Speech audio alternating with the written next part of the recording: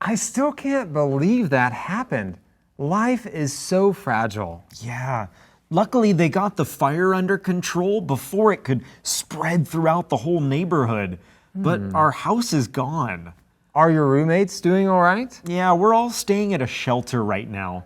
But this morning, we got some good news. Great. What was it? Well, they're going to let us design and build our own 3D printed house. Whoa, that sounds pretty futuristic. Those 3D printers must be huge. Yeah, they're like 11 feet tall. It's a quantum leap in the field of architecture.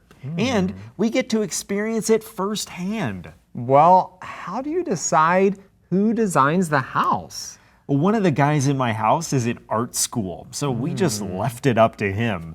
Let me see if I can find a picture.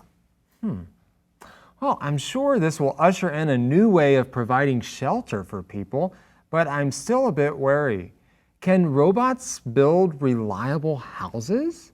Oh, I found it. Here's the design that we came up with. Oh, that's interesting. I know, right? 3D building is all about precision and customization. So we had a lot of freedom. Yeah, I can see that. What? Don't you like it? It looks like a beehive from another planet.